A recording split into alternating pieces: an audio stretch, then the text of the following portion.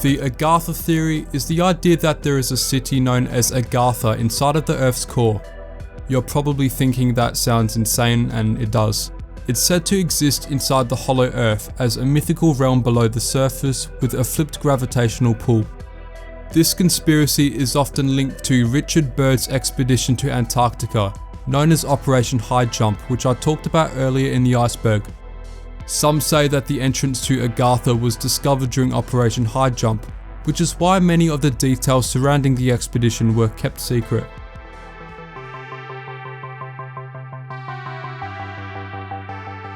The Tartarian Empire conspiracy is the idea that there once existed a powerful and advanced civilization known as Tartary, which flourished during the 17th and 18th centuries.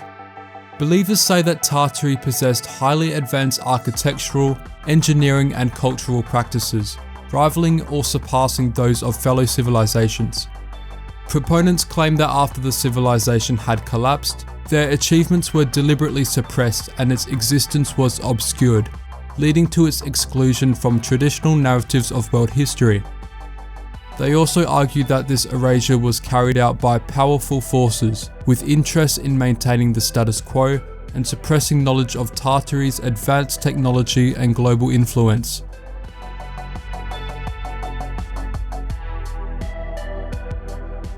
This conspiracy theory proposes that the legendary ancient civilization of Hyperborea, featured in ancient Greek mythology, was not just a myth but an actual historical civilization that existed at one point or another in the far north. Proponents of this theory often point to ancient texts that reference the mythical land, including the writings of the ancient historian Herodotus. Hyperborea is often described as a utopic paradise with an eternal springtime despite being located in the extreme north. Due to its vast amount of references in Greek legends, some suggest that these stories were based on a real ancient civilization rather than just pure mythology.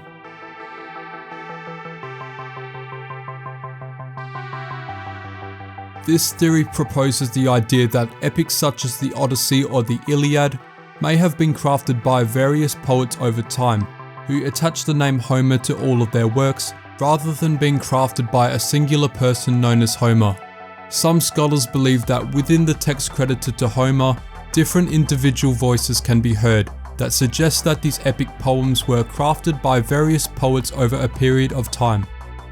There is also nearly no information at all surrounding the life of Homer, including where and when he was born, and how old his texts date back to. The lack of information surrounding Homer is understandable as his texts are centuries old, but it contributes to the notion that perhaps Homer was a title given to a group responsible for these legendary works instead of just a singular poet.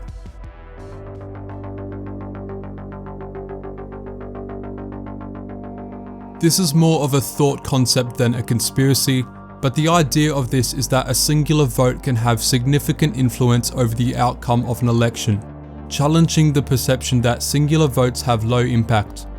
This concept is rooted in democratic principles and appeals to the human psyche, and our desire for individual agency and impact. As a result, it can be used by political parties to encourage people to vote their way, by telling people that their vote could be the one that makes the difference. This theory can also oversimplify often complex electoral systems and the other factors that influence election outcomes.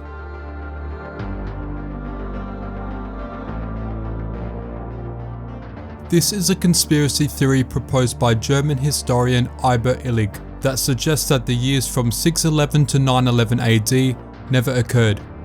Proponents believe that these 297 years, a significant period of history during the early Middle Ages, were simply added into history during the transition from the Julian calendar to the Gregorian calendar that we still use today, so that Roman Emperor Otto III could rule in the year 1000. Believers point out the unusual lack of historical records and artifacts preserved during those 300 years, and also the fact that technology and architecture seem to advance very little during these 3 centuries. However, the gap in artifacts, historical records, and advancements from 614 to 911 AD can mostly be explained from the fact that after the fall of the Roman Empire and the outbreak of war that followed it, infrastructure collapsed, resulting in little scientific and cultural advancement.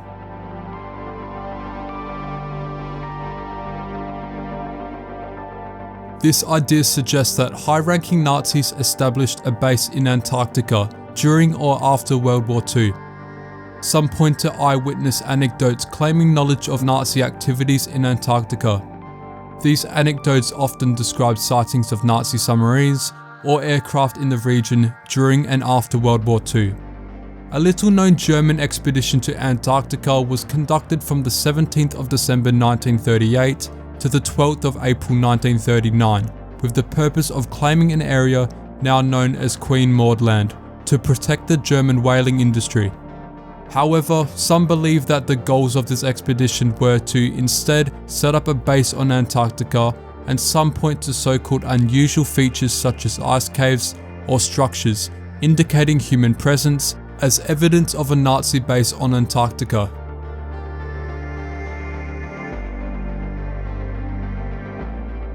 This is a wild claim suggesting that the Pope possesses the ability to travel through time, potentially influencing historical events. I personally don't believe most of the conspiracies in this video, but I still try to explain the reasons why people would believe them. But for this one, I unfortunately couldn't find anything.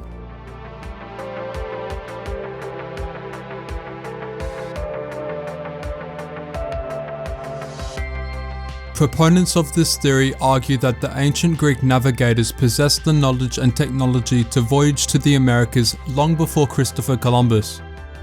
There have supposedly been findings such as artifacts and inscriptions that have been cited as evidence of Greek presence in North America.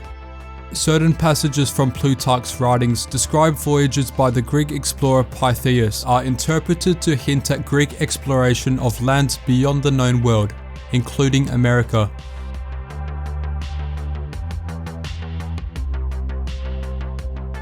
The belief that Mars was once habitable is rooted in scientific studies for the first time in this video, and in particular, studies funded by NASA, which revealed that at one point in time, Mars could have supported life. These studies focus on factors like the planet's water cycle, sedimentary rocks, and mineral composition to assess Mars's past habitability. While the exact nature of Mars's ancient environment and the possibility of past life remains a subject of debate, the evidence suggests that Mars could have at one point harbored conditions suitable for life to exist.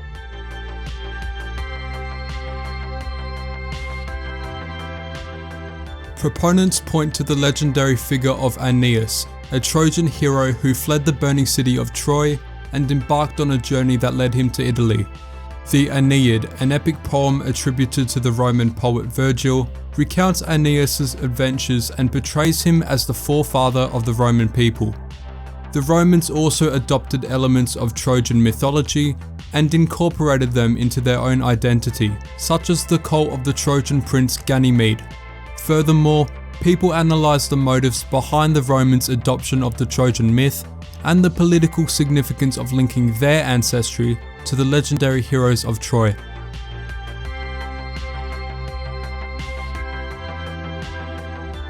This idea proposes that life on Earth originated from extraterrestrial sources.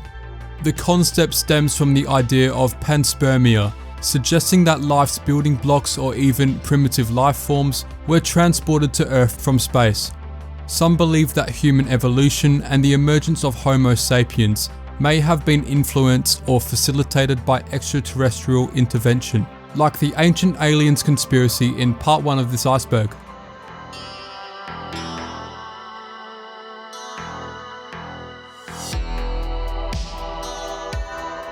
This theory challenges the traditional historical narrative that Ramses II and Egypt achieved a resounding victory in the Battle of Kadesh, and instead Egyptian forces were defeated. The theory likely comes from historical revisionism, questioning the reliability of inscriptions that describe the victory of Ramses II. Proponents argue that military campaigns, especially in the ancient world, were subject to propaganda, and the Battle of Kadesh might have been presented as a greater victory than it actually was.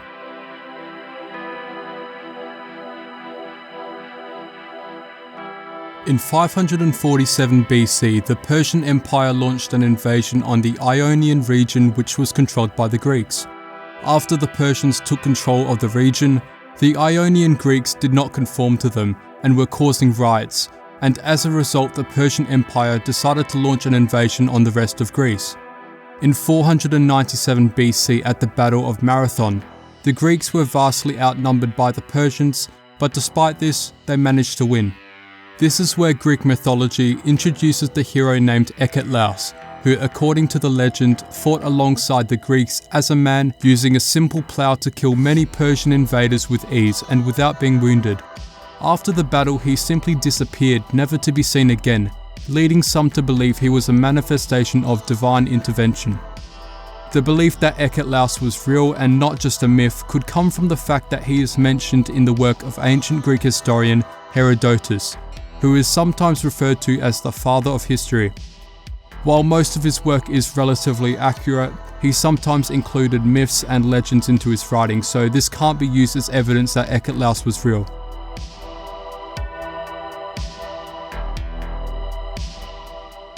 This theory proposes that the Great Wall of China, typically attributed to various Chinese dynasties, was constructed by the Tartarians, who we mentioned earlier. Advocates might attribute the wall to the Tartarians as its large scale and the effort needed to construct it would line up with the description of Tartary being an advanced and powerful civilization. However, there is not much evidence surrounding this theory, and some may just simply be getting the Great Wall of China confused with part of the Peking Legation Quarter, commonly known as the Tartar Wall.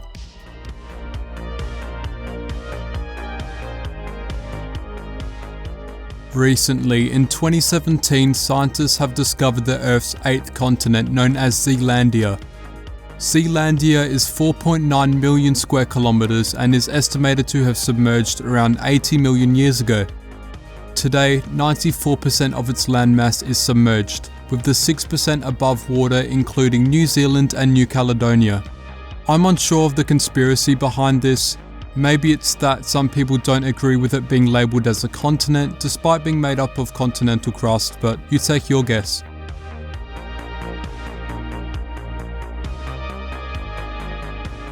This speculative theory suggests that the reason the Greeks won the Persian Wars is because they possessed advanced technology that helped them become victorious against the Persian Empire. I can't find anything on this conspiracy, so at least this is one of the most unbelievable ones.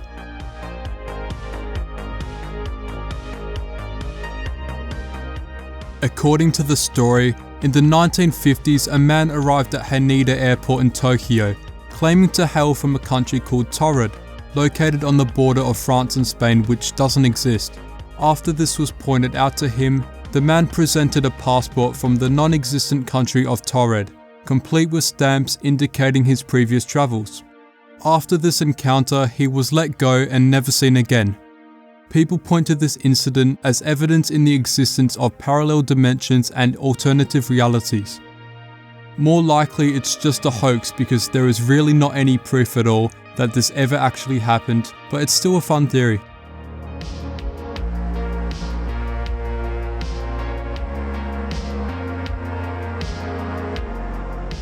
The Lemurian hypothesis suggests the existence of a lost continent called Lemuria in the Indian or Pacific Ocean.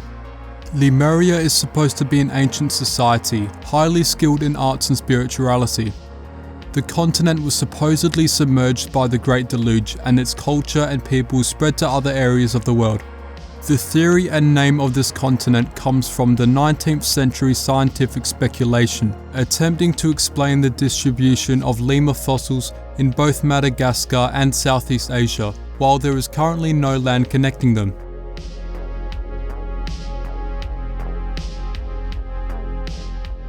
The Donald Trump time traveler hypothesis suggests that the 45th President of the United States possesses the ability to travel through time, explaining his seemingly unpredictable rise to power and unconventional decision-making. Proponents of the theory point to several alleged instances where Trump demonstrated an uncanny ability to predict future events. These include tweets referencing the COVID-19 pandemic, the creation of the Space Force, and even his own presidency. Some interpret the late 19th century book series titled Baron Trump's Marvelous Underground Journey and draw parallels between the fictional character Baron Trump and Donald Trump, including similarities in their names and adventures.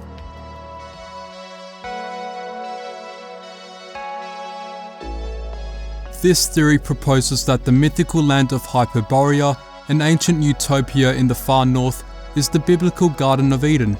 Greek, Norse and Celtic traditions contain references to a mythical northern land associated with divinity and purity.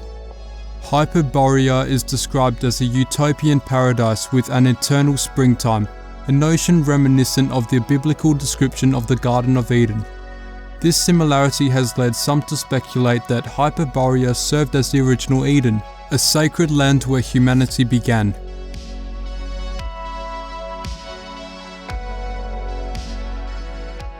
The Finland does not exist conspiracy is mainly a joke, but there are probably about 7 people that actually take it seriously.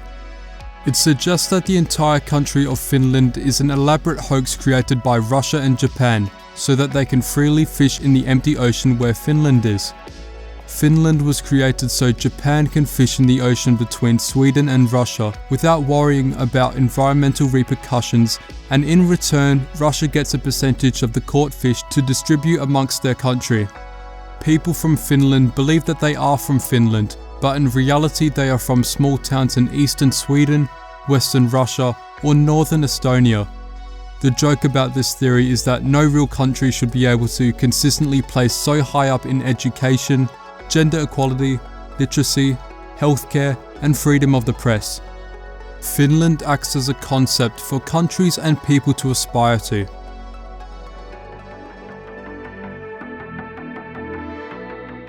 And with that, we've reached the bottom of the conspiracy theory iceberg.